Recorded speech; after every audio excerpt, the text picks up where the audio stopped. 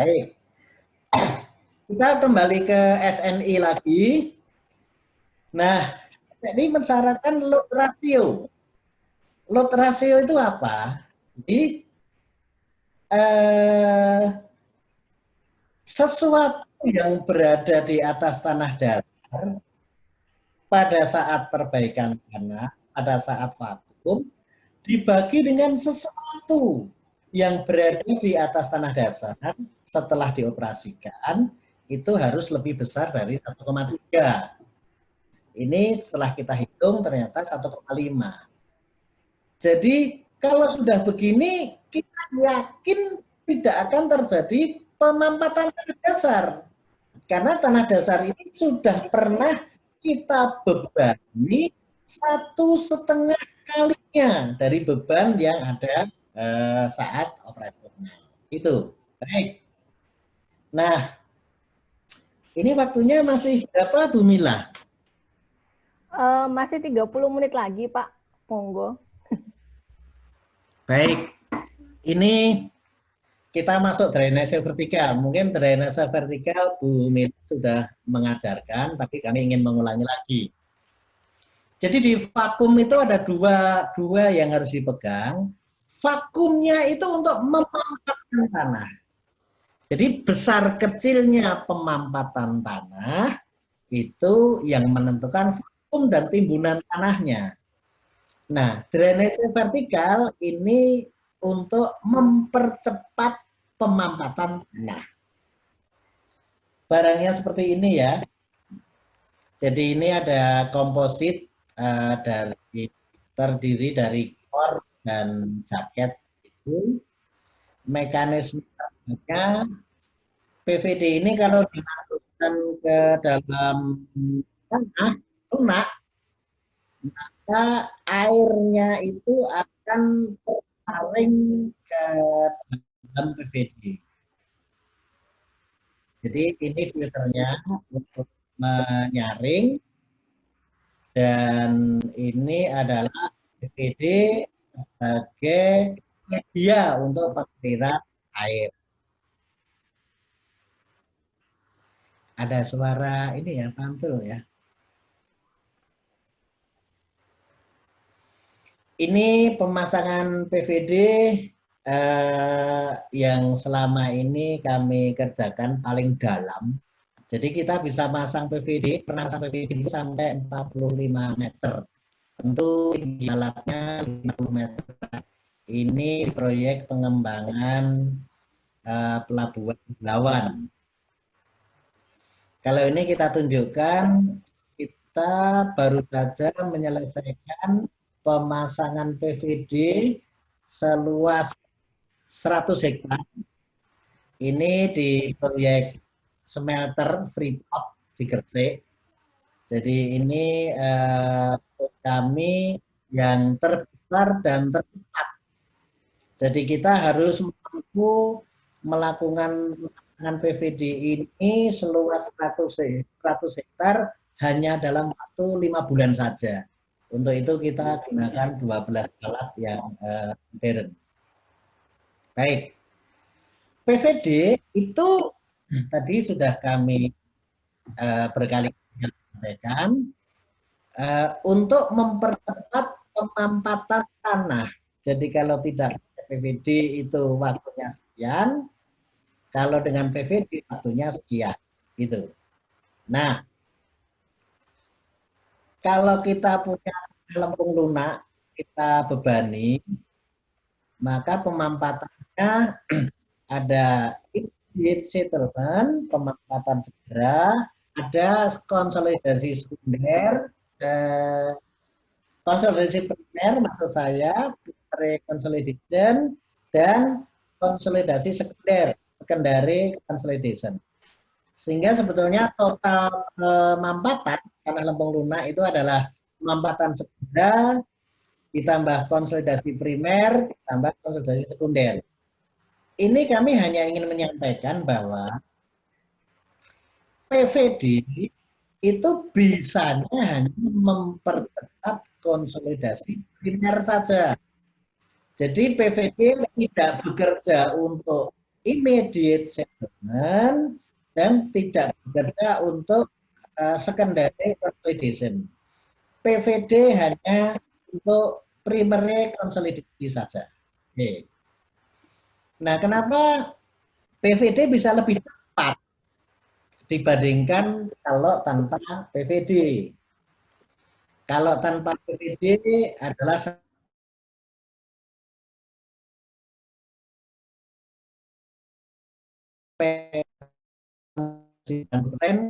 itu ini dalam kasus di atas 15 tahun. Kalau kita tidak lakukan perbaikan tanah, berarti bangunan itu akan mengalami penurunan terus-menerus selama 15 tahun. Itulah yang dikhawatirkan berpotensi mengalami kerusakan. Dengan PVD nanti pemanfaatan itu bisa percepat. Nah, kenapa pemanfaatan tanpa PVD atau pemanfaatan alami itu menjadi lama? Jadi tanah lunak, tanah lempung lunak itu sebetulnya tidak menjadi masalah apabila saya kok ada pantulan suara ya, kayak gema begitu. Mungkin Bapak pakai tidak menggunakan earphone, jadi mungkin mantul di Gitu situ, ya. Pak. Ya, lanjut aja ya. Nggak Tapi di apa-apa, Ibu Pak. nggak mantul ya? Nggih, monggo, Pak. Enggak, saya enggak. Oh ya sih saya aja berarti. Baik. Jadi tanah lunak itu tidak masalah kalau tidak dibebani. Menjadi masalah kalau tanah lunak itu dibebani. Nah, masalahnya sekarang kita itu mencari lahan untuk melakukan pembangunan itu sudah semakin sulit. Jadi kita sudah tidak bisa memilih lagi lahan-lahan yang tanahnya baik. Sehingga di atas tanah lunak pun kita melakukan pembangunan. Gitu. Nah, tanah lunak kalau dibebani, itu airnya di atas. Jadi tanah lunak itu terdiri dari air, poli, dan butiran tanah. Maka tanah lunak itu kalau dibebani, udaranya keluar, airnya keluar. Keluarnya ke atas. Kenapa ke atas? Karena hukum alamnya mengatakan, sunatullahnya mengatakan, air bergerak dari tekanan tinggi ke tekanan rendah. Nah, mengalirnya air itu sesuai dengan konsep konsolidasi vertikal. Mengalirnya air itu sepanjang ketebalan lapisan tanah yang bisa mampat. Jadi ceritanya tanah itu bisa mampat konsolidasi karena airnya terdisipasi keluar. Dengan airnya keluar, maka volume tanahnya mengecil.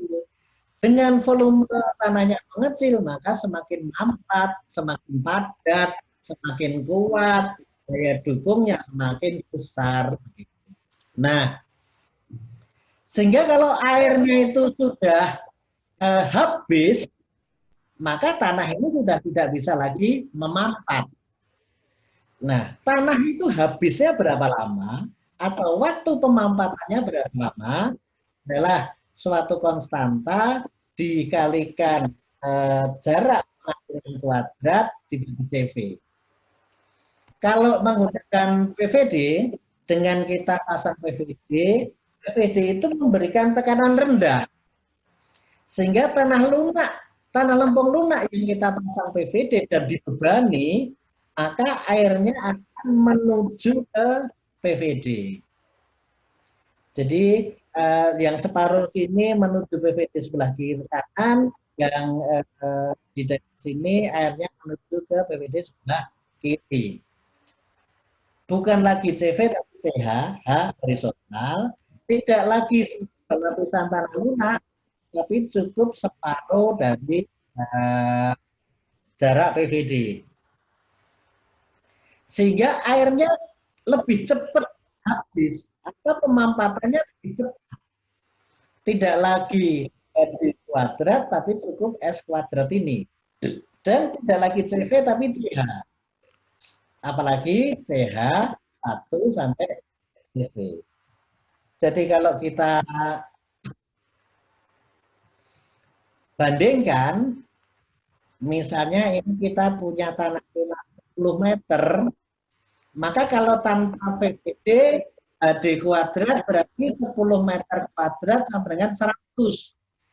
Kalau kita pasang PVD jarak 2 meter, berarti S-nya ini 2 dibagi 1 dibagi 2, 2 dibagi 2 sama dengan 1. Sehingga bisa kita katakan pada tanah lunak sebesar 10 meter, kalau kita pasang PVD dengan jarak 2 meter, waktu pemampatan konsolidasinya 100 kali lebih cepat. Karena ini 100, yang ini 1. Nah, belum lagi CH, tadi itu 1 sampai 3 TP. Misalnya CH 2 TP. Berarti kalau tanpa PPWD ini 100, kalau dengan PPD tinggal setengah. Gitu. 1 dibagi 2. Itu betapa lebih cepatnya dengan menggunakan PPD. Oleh sebab itu, semakin S jarak ini semakin kecil, maka T-nya akan semakin kecil. Artinya PPD itu kalau dipasang lebih rapat, semakin rapat, akan mampu mempercepat konsolidasi semakin cepat. Begitu. Nah, ini contoh hasil perhitungan percepatan konsolidasi menggunakan PVD. Warna-warni ini adalah jarak PVD. Kita tahu kalau biru ini 90% konsolidasi, katakanlah 1 bulan. Kalau biru muda ini berarti 3 bulan. Jadi intinya semakin kecil, semakin rapat pemasangan PVD, waktu konsolidasinya semakin cepat. Masang PVD ada 2 pola, pola segitiga dan pola segi 4. Nanti bisa didiskusikan perbedaan antara kedua ini. Nah, kembali ke SNI. SNI itu hanya mensyaratkan sebelum bangunan dibangun, itu hanya mensyaratkan minimum 90% konsolidasi. Jadi misalnya grafik tinggi berat beban, ini penurunan, ini misalnya 100% konsolidasinya sekian. SNI hanya mensyaratkan 90% konsolidasi sebelum bangunan dibangun. Kemudian mengenai kedalaman PVD, SNI mensyaratkan PVD dipasang sampai tanah keras atau tanah lempung teguh yang tidak lagi menimbulkan penurunan yang dapat ditoleransi, atau sampai kedalaman tanah lunak di mana tegangan pada tersebut lebih kecil daripada 10%. Jadi tanah lunak itu ada sangat lunak, lunak, medium, begitu. Masang PVD-nya sampai kedalaman mana? Menurut SNI terserah, asal tanah ini tidak mengalami pemampatan sehingga bangunan di atasnya ini apabila masih mengalami penurunan itu masih bisa ditoleransi oleh struktur. Atau kita hitung ini distribusi tegangan. Nah, ketika tinggal 10%, ini adalah batas pemasangan PVD, itu SNI. Tetapi secara praktis, seperti yang telah kami sampaikan di depan tadi, biasanya kita masang PVD adalah di tanah-tanah yang dari soft atau medium. Tanah lempung lunak medium itu SPT-nya sekitar 10, atau kalau pakai soundir sekitar 40 gitu. Nah, ini sampai pelaksanaan pekerjaan, Jadi ini di dalam tanah, kita masang PVD, kemudian ini membuat dinding kedap tadi itu. Kenapa perlu dinding kedap? Ya, karena tanah lempung lunaknya itu tanah dasar. Timbunannya ini bukan tanah lempung lunak, ini masih tanah yang lolos air, sehingga timbunannya ini harus kita selimuti dengan geomembran sedemikian rupa sehingga nanti kalau dihitam itu tidak bocor. Ini jadi ini kita melakukan dinding kedap ini sekitar sampai ke dalam 4 meter ke bawah gitu. Ini mulai masang horizontal drainasenya. Nah, ini jaringan-jaringan drainase horizontalnya kombinasi antara pipa dan prefabricated horizontal drain. Ini pipa-pipa yang menggunakan pompa vakum. Nah, ini prefabricated horizontal drain. Nah, jadinya seperti ini jaringannya. Ada prefabricated horizontal drain dan ada pipa-pipa yang akhirnya kita masukkan arah ke pompa vakum. Seperti ini jaringan drainasenya. Nah, kemudian sebelum diselimuti dengan geomembran lapisan kedap air, kita gelar dulu geotekstil. Tujuannya adalah untuk memproteksi geomembran terhadap bahaya atau bosan dari bawah. Karena nyawanya vakum itu adalah kedap, sehingga kalau kedap itu yang kita tugasi sebagai kedap itu geomembran, sehingga kita harus menjaga geomembran jangan sampai bocor. Kalau geomembran bocor, vakumnya menjadi tidak efektif.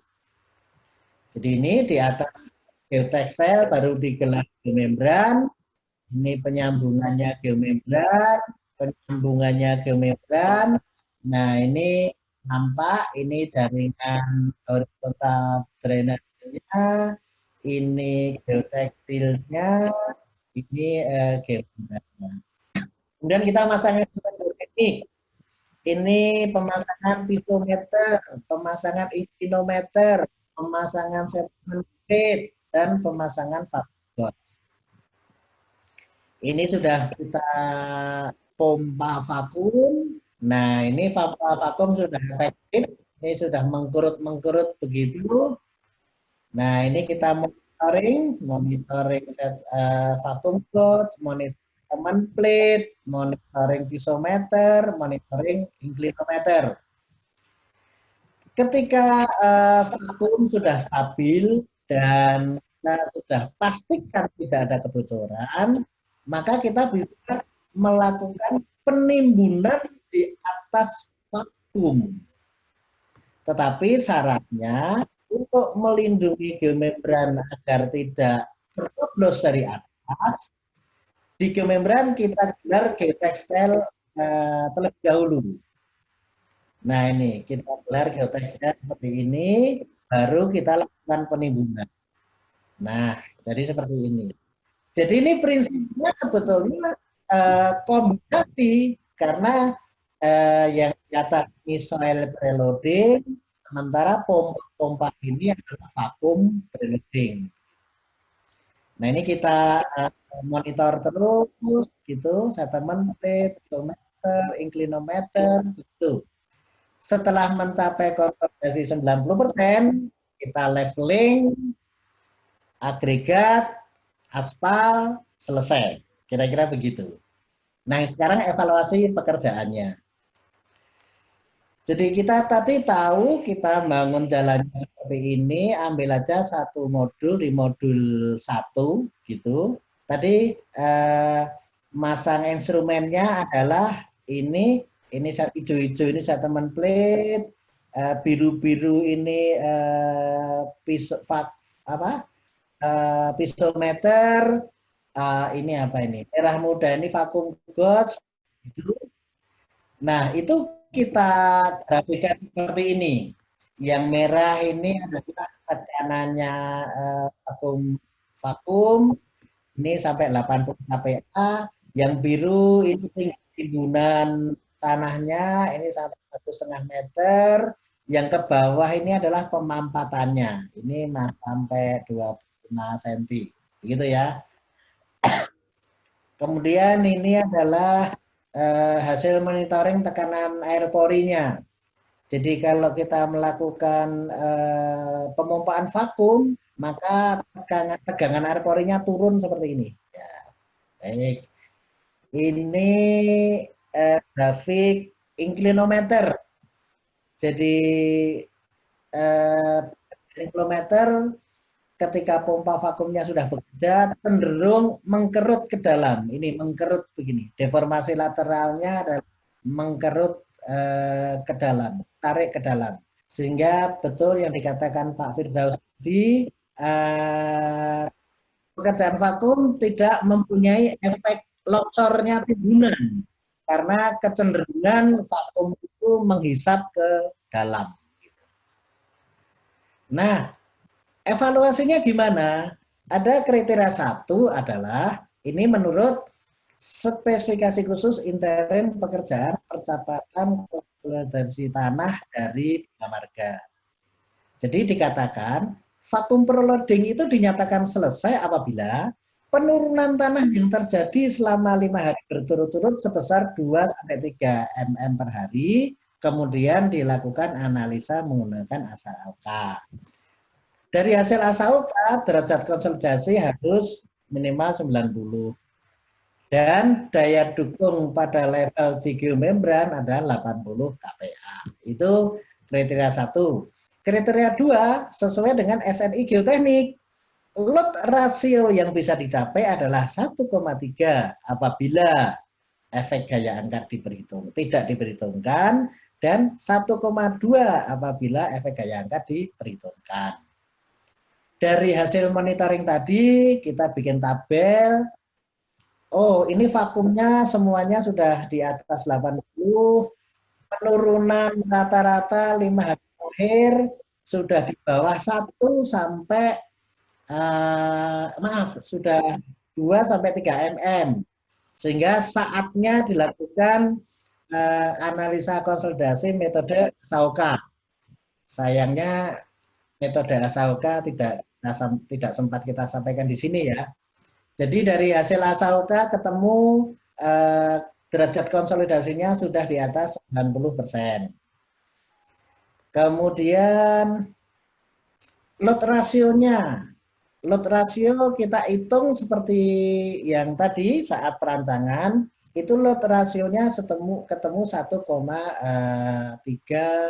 1,4, 1,7, ini semuanya sudah di atas 1,3.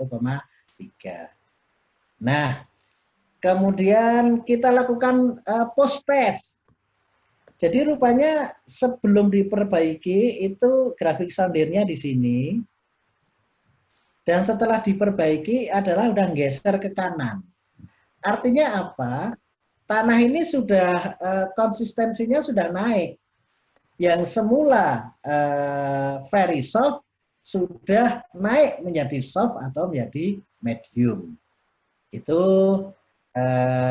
jadi pekerjaan vakum itu kita harus mampu menghasilkan load rasio di atas 1,3 kalau efek gaya angkat tidak diperhitungkan, dan harus mampu menghasilkan load rasio di atas 1,2 kalau efek gaya angkat diperhitungkan.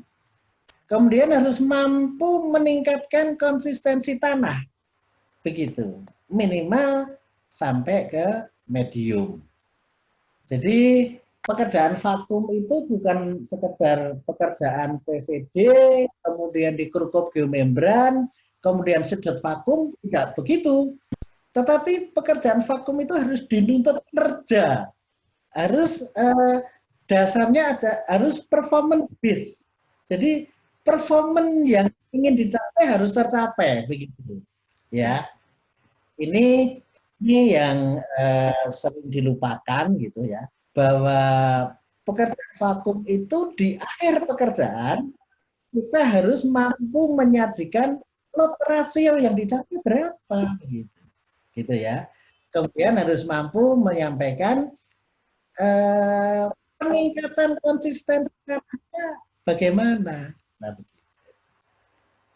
Nah, terakhir senang sekali saya tidak sampai diingatkan pemilah ini.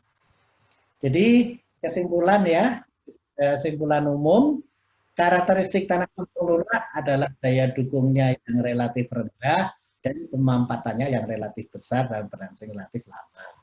Sehingga tanah lunak itu kalau tidak diperbaiki terlebih dahulu, maka konstruksi bangunan yang dibangun di atasnya itu selain bebannya menjadi relatif terbatas, juga bangunan akan mengalami penurunan yang besar dan berlangsung relatif lama. Bangunan yang mengalami penurunan dan penurunannya berlangsung relatif lama itu berpotensi mengalami kerusakan. Nah, vacuum consolidation adalah metode perbaikan tanah lempung lunak menggunakan metode prabeban yang bertujuan untuk mengurangi pemampatan tanah dasar sebelum konstruksi bangunan dibangun di atasnya. Sehingga konstruksi bangunan yang telah selesai dibangun, penurunannya menjadi relatif sangat kecil dan tidak menyebabkan kerusakan. Sebagai beban awal atau preload itu digunakan tekanan vakum, itu namanya preload, vakum preloading. Kalau preloadnya menggunakan timbunan tanah, namanya soil preloading. Nah, metode untuk mempercepat pemampatan tanah menggunakan PVD, fabrikatrin. Kemudian untuk mengetahui memonitoring serta evaluasi kinerja pekerjaan vakum konsolidasi harus menggunakan instrumen geoteknik. Gitu Bu Mila, Bapak, Ibu, Saudara-saudara, sekian. Terima kasih. Assalamualaikum warahmatullahi wabarakatuh. Waalaikumsalam warahmatullahi wabarakatuh. Terima kasih Pak Wahyu, materinya menarik sekali. Kalau nggak pandemi, saya minta Bapak kuliah di kelas deh Pak. Enak kayaknya. Bisa lebih lama 2 SKS. Baik, jadi saya resume sedikit ya Pak ya, dari penyampaian Pak Wahyu tadi. Pada dasarnya kalau belajar ya pakai buku dengan teori untuk penerapan. Nah, kita harus butuh SNI 8460 2017, dan kemudian untuk penerapannya vakum diperlukan ada preloading.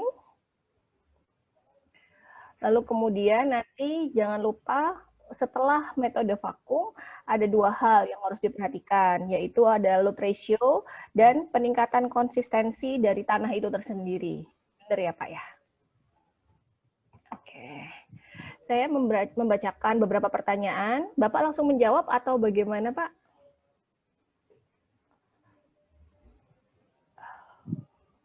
Langsung ya.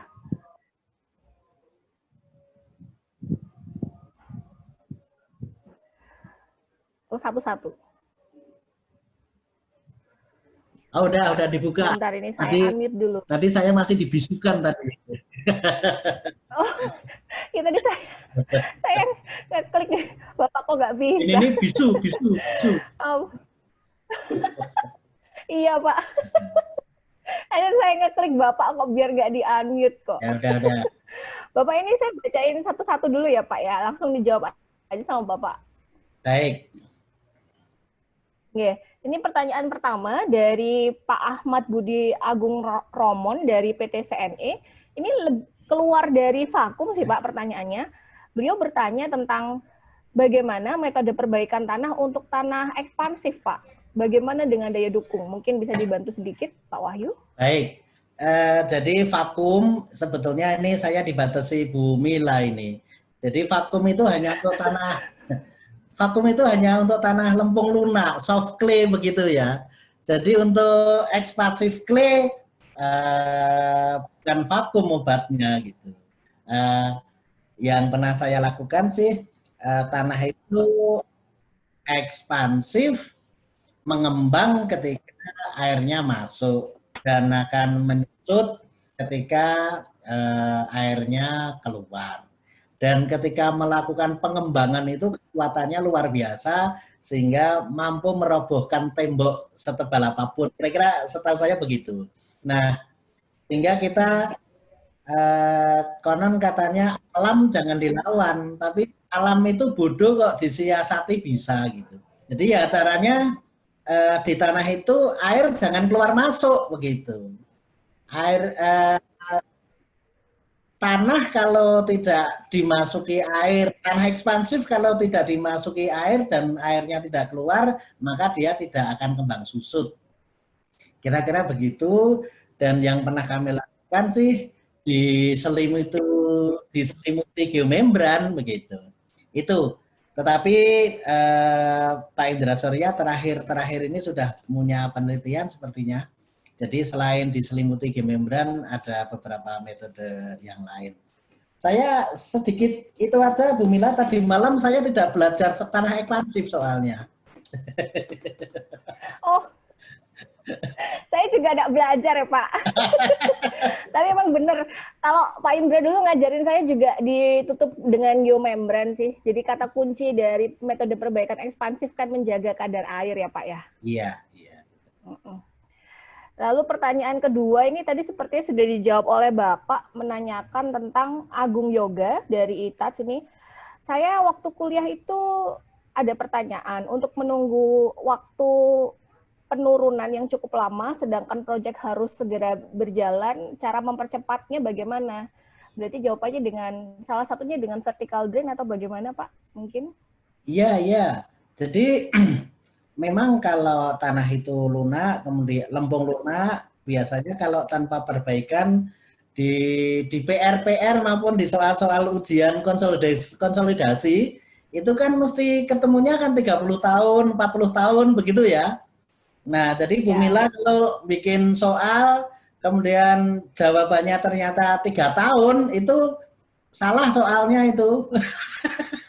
Oh iya, benar Pak. Iya Ya, benar. iya tak? Jadi konsolidasi itu harus berpuluh tahun begitu ya.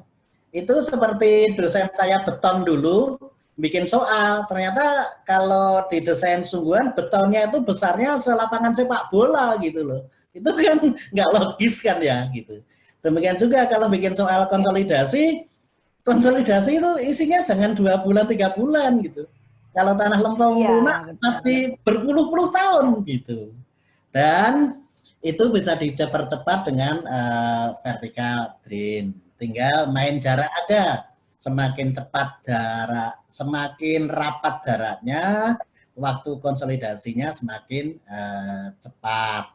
Tetapi hukum ekonomi berlaku, semakin rapat jaraknya berarti jumlah titiknya PVD semakin banyak, volume PVD-nya semakin banyak, berarti biaya pekerjaannya semakin besar begitu. Nah, jadi Bu Mila bisa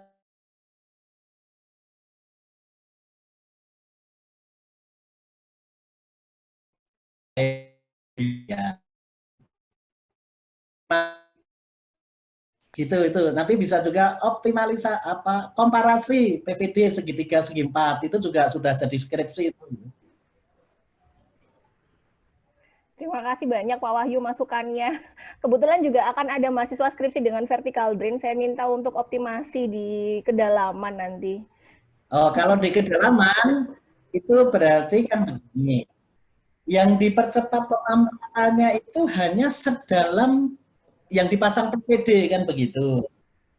Berarti ya, ujung PVD ke bawah yang tidak dipasang PVD itu kan pemampatannya alami. Betul. Ya, sekarang tinggal kuncinya adalah sisa pemampatan itu per tahun berapa, per berapa begitu. Di materi saya lengkap sebetulnya kalau jalan syaratnya adalah setahun tidak boleh dari 20 mm mampatnya gitu. Dan menurut acuan manual tadi itu di materi yang kami share ke Bumila ada Iya, Pak. Itu selama umur rencana, kalau jalan, itu hanya boleh turun 10 cm. Oh ya, baik Pak. Itu dulu Pak Indra mengajarkan saya tentang rate of settlement dulu. Ya, betul. Jadi gini ceritanya, Pak Indra itu dulu merancang proyek itu tol Lingkar Timur. Ya, Lingkar Timur yang rencana itu dulu investornya kan Mbak Tutut. Nah, iya pertama Pak. oleh Pak Indra Surya itu PVD-nya dipasang sedalam lapisan tanah kompresibel.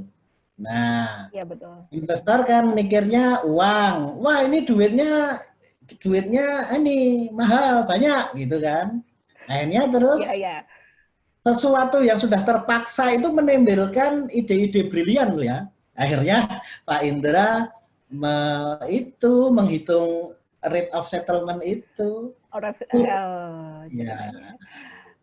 oh, baik Pak, baik terjawab sudah ya. Jadi karena Rate of karena karena settlement. dipaksa investor ya. Ginilah orang teknik sipil kalau dipaksa orang ekonomi ya harus bertahan. Iya bener Pak. Kadang-kadang kalau ada desain kita harus sama dengan berapa budgetnya itu juga Ya, agak-agak harus menyesuaikan. biasanya gitu itu terus menimbulkan ide-ide brilian gitu. Iya bener Pak, ada ide lain nanti. Pertanyaan untuk vakum ini saya gabung ya Pak ya, ada dua. Baik. Apakah setelah vakum preloading perlu dipadatkan lagi Pak? Jadi begini, uh, tolong jangan dicampur aduk antara perbaikan tanah dan fondasi ya. Oh iya. Jadi itu ya. Kalau bicara jalan, jalan itu kan fondasi jalan kan hanya didesain dari berat roda yang berjalan itu. Sehingga biasanya parameter yang digunakan dari sub B subgrade-nya itu adalah CBR saja begitu. Nah, ini berarti menyangkut kepadatan gitu, menyangkut pemadatan. Nah, perbaikan tanah baik oil preloading maupun vakum preloading kalau untuk jalan itu bicaranya subgrade ke bawah itu. Jadi apapun pondasinya, sekuat apapun pondasinya, itu mau cakar ayam, mau sarang laba-laba, kalau dia berada di atas tanah lunak yang kompresibel dan tidak dilakukan perbaikan, maka cakar ayam itu akan mengalami penurunan, sarang laba-laba itu akan mengalami penurunan begitu. Jadi juga tolong dibedakan, perbaikan tanah itu untuk struktur-struktur yang langsung berada di atas tanah dan yang berada di atas tiang pancang itu beda fungsinya. Kalau untuk pembangunan, untuk struktur-struktur yang langsung numpang di tanah seperti bendungan, runway, jalan rel, tanggul. Jadi gunanya perbaikan tanah ini, vakum ini hanyalah untuk menghilangkan pemampatan atau mengurangi sebagian besar pemampatan saja gitu. Mengenai stabilitas bangunannya, pondasinya yang bertanggung jawab, jangan menyalahkan vakumnya gitu. Ya.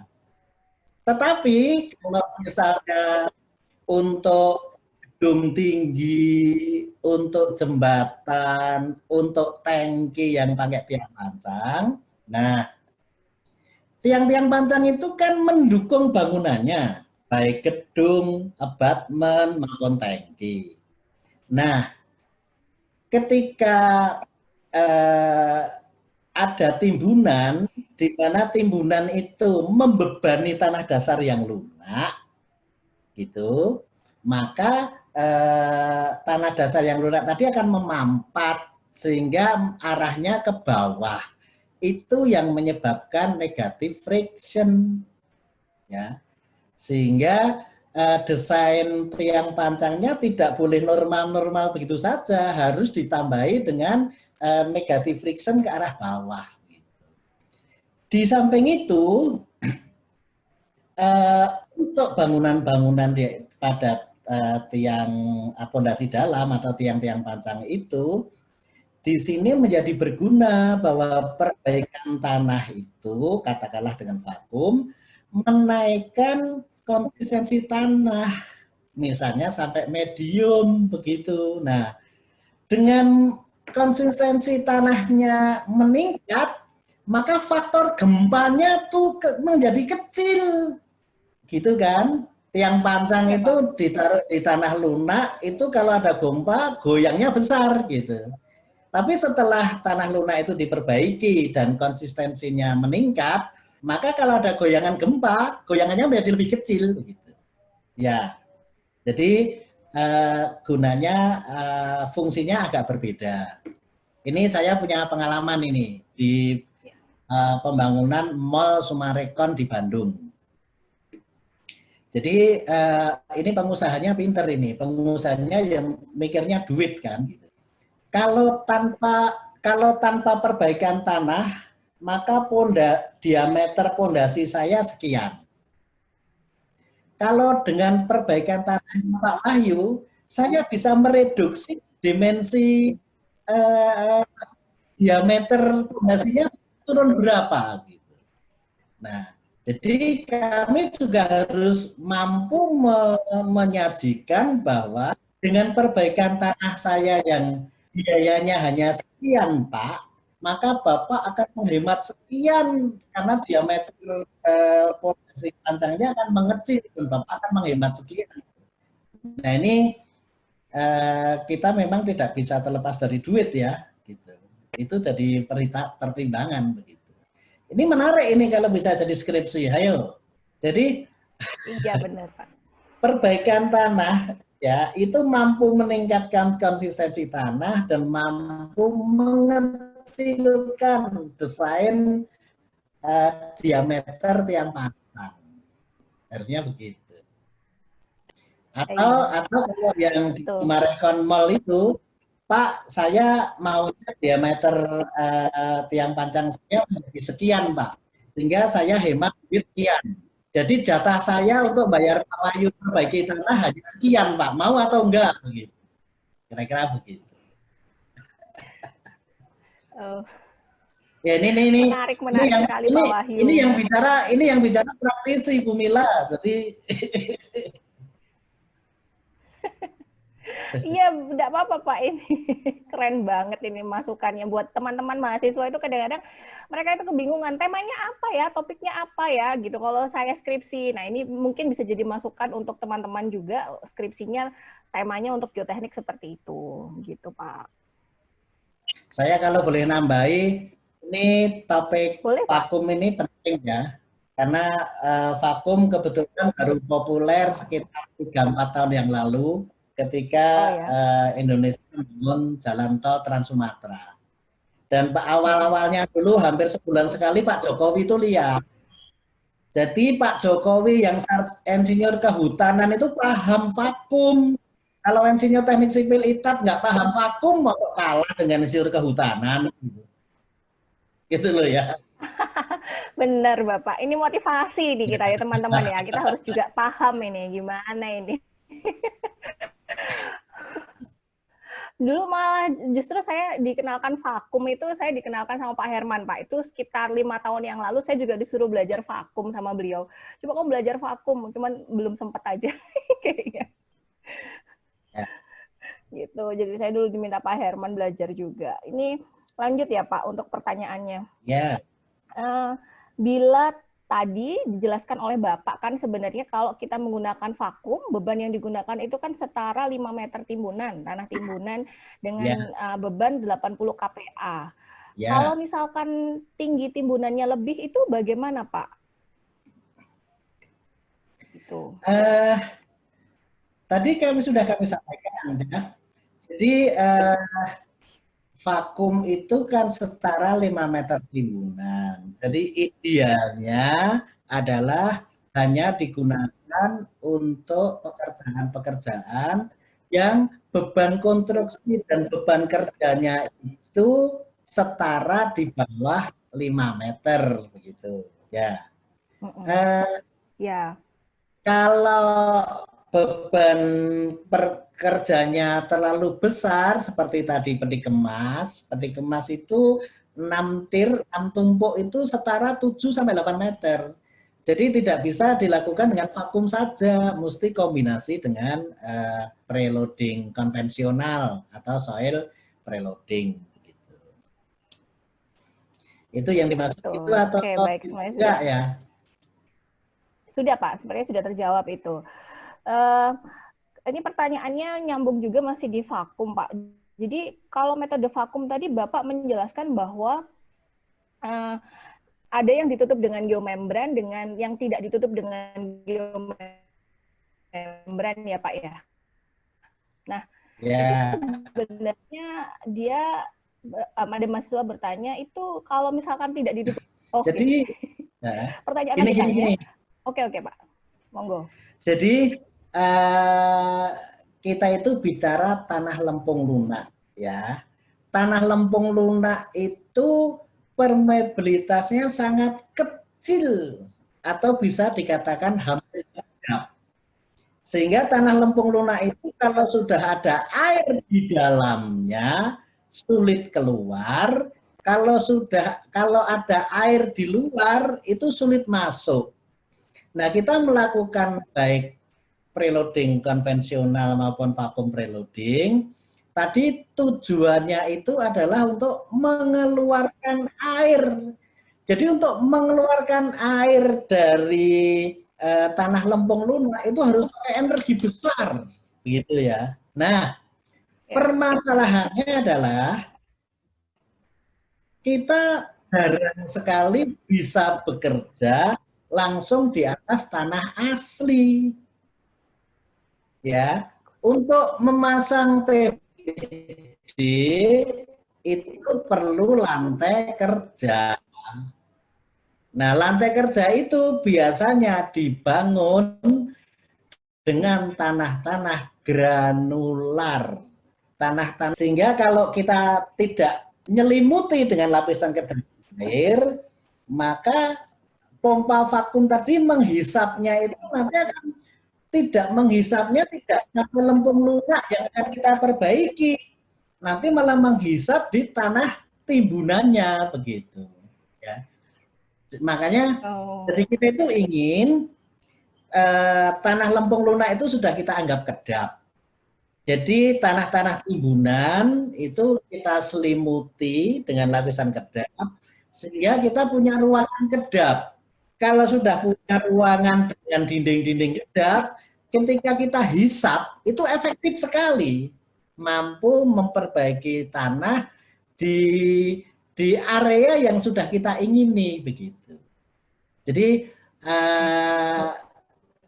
dinding kedap itu lapisan kedap itu wajib bagi vakum. Kalau yang tanpa geomembran itu tadi syaratnya adalah lapisan tanahnya dipastikan betul-betul lempung begitu.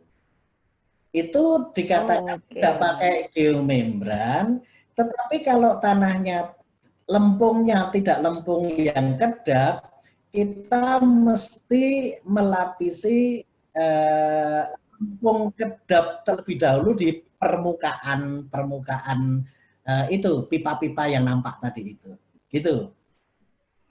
Iya, baik Pak. Terima kasih Pak. Ini ada peserta baru join Pak ya. Mohon maaf ini.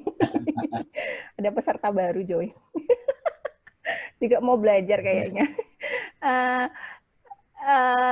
Pertanyaan selanjutnya itu adalah apakah metode vakum itu bisa digunakan untuk tanah dengan riwayat likuifaksi, Pak? Dan kemudian ada yang menanyakan berapa harga satuan per meter persegi metode vakum ini, Pak? Begitu. Jadi bila tentu sudah mengajari ya, likuifaksi itu adalah tanah-tanah yang mengandung pasir lepas, gitu ya? Ya betul, benar Pak. Pasir lepas, betul kan? Nah, Ya. kalau vakum itu nanti untuk tanah-tanah lempung dan lempung kelanauan. Sama sekali Oh iya. tidak boleh ada pasir. Andaikan ada pasir, itu pun kita harus nambahi biaya besar membuat dinding itu. Ya. Jadi intinya Iya. eh, vakum tidak cocok untuk tanah pasir lepas, Berbutir pasir, sehingga ya. likuifaksi obatnya bukan vakum gitu. Di di di grafik SNI tadi sebetulnya kalau mau melihat likuifaksi itu obatnya apa, lihat yang agak ke kiri. Itu ada dynamic compaction dan sekira dan lain-lain. Intinya pemadatan dalam. Pemadatan dalam itu untuk obat likuifaksi. Ya, baik. Itu ada yang tanya harga, nanti bisa langsung menghubungi Pak Ayang aja ya Pak ya kayaknya ya. Kira-kira ya 500.000 lah ongkos vakumnya itu. 500 Oke. ribu per meter persegi ongkos vakumnya. Jadi untuk dan cari tanah timbunan untuk soil preloading atau preloading konvensional, atau untuk daerah-daerah yang LSM lingkungannya galak-galak sehingga kita sulit Ada untuk ya Pak ya. ngangkuti material ugan dari gunung begitu, ya itu vakum salah satu alternatif, dengan catatan juga tanah dasarnya. Kalau tanah dasarnya banyak pasirnya, jangan pakai vakum, mau ngirit jadinya orot nanti gitu. Baik Pak. Ada pertanyaan Pak. Apa kekurangan dari metode vakum begitu? Oke, jadi begini, itu makanya kan saya ke Bumila bilang, untuk belajar vakum itu memang kita harus matang dulu dengan preloading konvensional gitu ya. Jadi begini, kalau soil preloading atau preloading konvensional itu menghitung preloadnya bisa enak gitu. Kita punya berat perkerasan berapa, kita rupakan timbunan tanah. Kita punya berat traffic berapa, kita rupakan timbunan tanah. Kita harus nambah berapa, kita rupakan timbunan tanah. Jadi timbunan tanahnya itu bisa pas sebagai preload. Kalau vakum kelemahannya, kita itu tidak bisa saya ingin memvakum dengan 60 kPa saja. Kita ingin memvakum dengan 70 kPa saja, itu nggak bisa gitu ya. Jadi vakum itu pokoknya kita merangkai sistem vakum, pompa vakum kita nyalakan, kemudian nanti kita lihat vakum gauge, ketemunya berapa, ya itu. Gitu. Nah, biasanya justru kita selalu menggunakan tekanan maksimal, anggap aja 80 PA. Sehingga kelemahan pekerjaan vakum itu sebetulnya terjadi over preload. Misalnya mestinya preloadnya hanya 2 meter, kalau kita vakum itu malah menggunakan preload 5 meter. Gitu. Iya. Akibatnya apa? Akibat karena bebannya lebih berat, pemampatannya lebih besar. Kalau pemampatannya lebih besar, kompensasi timbunannya lebih banyak agar elevasinya tercapai. Tetapi sebetulnya dengan over preload itu kalau kita berpikir jangka panjang itu tidak merugikan, itu menguntungkan. Ingat tadi, PVD itu hanya menghilangkan konsolidasi primer. Nah, kalau dengan over preload bisa jadi konsolidasi sekundernya sudah ikut teratasi. Sebetulnya begitu. Ini Bu Nur Indah barusan bimbing vakum yang di over sehingga menggunakan konsolidasi sekunder.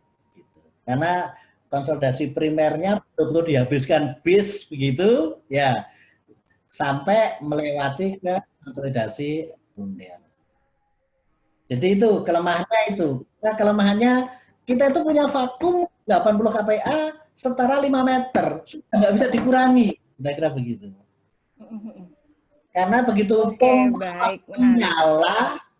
pompa vakum nyala, itu tekanannya langsung menyebar lewat pipa-pipa itu liar begitu. Kita sudah nggak bisa ngatur.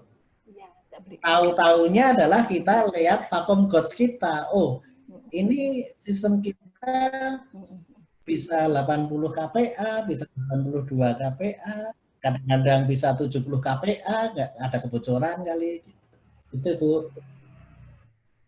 Oke, baik Pak. Ini pertanyaannya sudah hampir selesai sih, tapi ada satu pertanyaan yang keluar dari temanya vakum, Bapak. Beliau menanyakan tentang apa bedanya geotextile woven sama non-woven. Nah, mahasiswanya Bu Mila, tah? Bukan, kayaknya Pak. Mahasiswa saya sudah saya jelaskan. Woven itu nyaman, non woven berarti tidak nyaman begitu. Berarti kalau geotextile woven itu geotextile yang beranyam seperti tikar. Kalau geotextile yang non woven itu geotextile yang tidak teranyam seperti tisu, seperti apa ya? Kain kerah baju gitu. Iya, kain tipis warna putih begitu ya Pak ya, yang non woven itu ya. Kalau fungsinya, aplikasinya, kalau yang woven itu lebih untuk ditugasi di strength-nya, di kekuatannya. Kalau non woven ya kuat tariknya. Kalau non woven lebih ditugasi dia sebagai filter atau separator. Sebagai filter karena pore size-nya, lubang-lubangnya itu lebih beraturan. Kalau woven itu lubang-lubangnya kan hanya dari sela-sela anyamannya itu aja. Kalau kena tarik bisa membesar, bisa mengecil. Itu. Oke, baik. Sepertinya sudah tidak ada pertanyaan lagi, Pak. Karena kebanyakan ini ada di pelaksana, nanti materinya akan saya share ke teman-teman semua dan peserta webinar, termasuk dengan video vakum yang sudah diberikan oleh Pak Wahyu akan saya share di email masing-masing peserta. Mungkin Pak Wahyu sebelum ditutup ada ini pesan untuk teman-teman mahasiswa dan beberapa ini yang mengikuti webinar, Pak. Kebalik Bu Mila.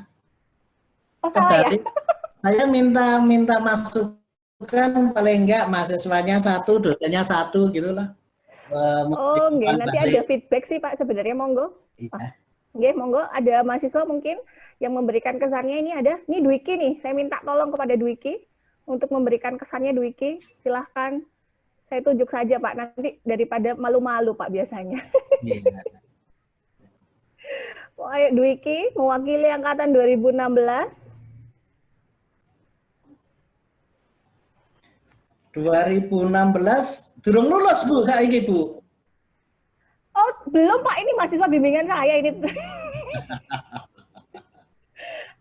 Biasa Pak sibuk bekerja juga ini. Sudah coba bisa ini Ana coba di hostnya Pak Firdaus sih. Pak Firdaus monggo mungkin memberikan kesannya Pak Firdaus. Oke, baik Bu, terima kasih. Saya sangat banyak belajar dari Pak Wahyu ya. Terima kasih banyak Pak, ilmunya sangat bermanfaat. Jadi teman-teman sekalian banyak sekali pertanyaan Pak, itu tandanya mereka paham dan sangat interested dengan topik yang hari ini Pak. Kalau nggak ada pertanyaan biasanya diem aja itu Pak. Jadi terima kasih Pak. Kedepannya kita mohon kalau ada waktu lagi bisa join lagi Pak seperti ini karena sangat bermanfaat sekali Pak bagi kita semua Pak. Pak Firdaus langsung saya tanggapi ya Pak. Oh, monggo Pak. Boleh langsung saya tanggapi Pak. Ya, Boleh, boleh, Pak. yang saya kebangetan itu ya Itat, Kak. Wong saya itu udah sampai Aceh, sampai Papua. Itat itu baru setelah saya 24 tahun baru menghubungi. Iya ini. Iya, Anu, itu Pak, Pak. apa Dutanya ini Pak, padahal dutanya. Keputih Rungkut dekat sekali loh, Pak ya. Alah, saya Harus dulu keliling tiap dulu. waktu masih kuliah ya tiap hari lewat depannya Itat gitu. Nah, iya. Jadi Pak Firdaus, kuncinya Iya, Pak. itu ada dua. Kuncinya itu adalah di ketua himpunan mahasiswanya dan di dosen geotekniknya, Pak. Kuncinya di situ. Iya, siap, Bapak. Kami itu dengan Universitas Muhammadiyah Jogja itu hubungannya erat sekali. Jadi ya hanya lihat foto aja langsung, Pak Wahyu kasih kuliah ini, foto baru ini, begitu aja. Jadi dan kami ya kami orangnya seperti ini, tidak birokrasi. Kalau selama waktunya pas ya Cocok. kita lakukan. Jadi siap, Pak. Kami sangat berterima kasih banyak, Pak. Jadi, saya kembalikan ke Bu Mila, monggo Bu Mila. Enggak, baik. Terima kasih banyak Pak Wahyu. Mungkin jodohnya kita baru setelah 24 tahun, Pak, bertemu. Tapi itu saya tuh ngikutin Bapak sejak saya kuliah S1 loh, Pak. Bapak dulu pernah memberikan kuliah di ruang sidang kuliah dulu. Ceritanya. Fans secara diam-diam, Pak. Iya. Saya diceritani Pak Herman sering.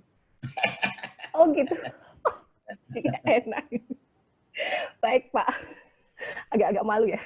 Jadi terima kasih banyak Pak saya ucapkan atas waktunya sudah memberikan perkuliahan kepada kami, rekan-rekan mahasiswa, dosen, dan para peserta webinar lainnya. Ini sangat bermanfaat sekali, mendukung sekali dari materi yang sudah diberikan oleh Pak Wahyu. Saya rasa cukup Pak untuk webinar hari ini. Pak Firdaus, closing mungkin sedikit, closing penutupan. Ditutup. Baik, terima kasih. Saya ucapkan beribu-ribu terima kasih untuk Pak Wahyu yang sudah meluangkan waktunya. Saya juga, alhamdulillah Pak, 24 tahun akhirnya kita bertemu. Semoga ini menjadi awal ya. Itat dan Geosistem. Saya juga ucapkan terima kasih semua kepada para peserta ini yang antusias bertanya kepada Pak Wahyu. Semoga ilmu yang diberikan oleh Pak Wahyu dapat bermanfaat. Tidak hanya ilmu, Pak Wahyu juga memberikan ide skripsi banyak sekali tadi, mulai dari yang nanti coba Bu Mila saya obrak-obraknya Pak ini. Oke, baik, terima kasih. Cukup Bu Mila, monggo saya kembalikan lagi. Baik, saya tutup webinar Geoteknik 1. Bu Mila. Oh, nggih Pak. Nggih Ya Pak. difoto dhisik lah. Iya. Bapak. Kelupaan ini Pak, pendidikannya. Kebanyakan pikiran hari Minggu Pak, mau jalan-jalan kayaknya. Ini tadi ada peserta baru udah manggil-manggil tadi Pak. Ya, foto. Baik, saya foto dulu Pak. Ya, saya nanti di-share ya Bu. Oke, ini sebentar saya Mbak Dewi, Bu Dewi juga bisa membantu mungkin untuk foto.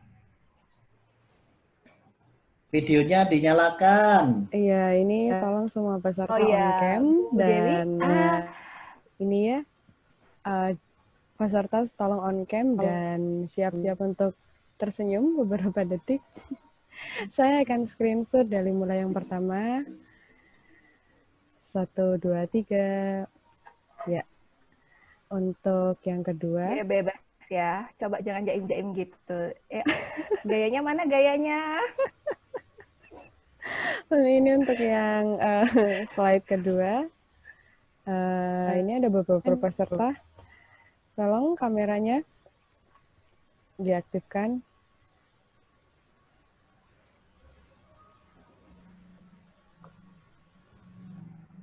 Oke, sudah aktif itu.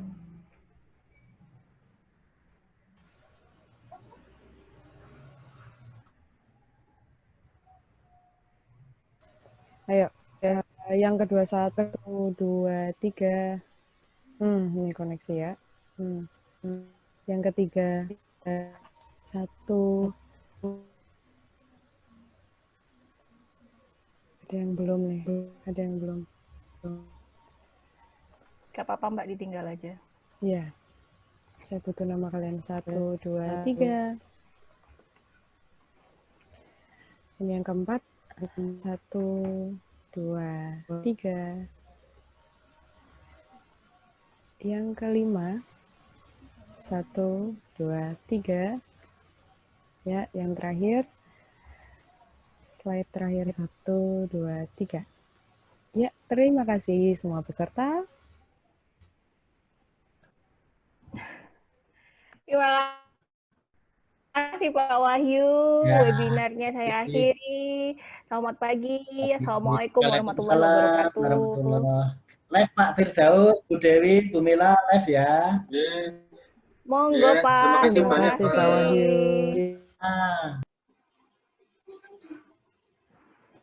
Oke, webinarnya diakhiri ya Pak. Ya, saya kirim ya. Terima kasih. Terima kasih Mbak Arum. Assalamualaikum. Terima kasih semua peserta. Assalamualaikum warahmatullahi wabarakatuh.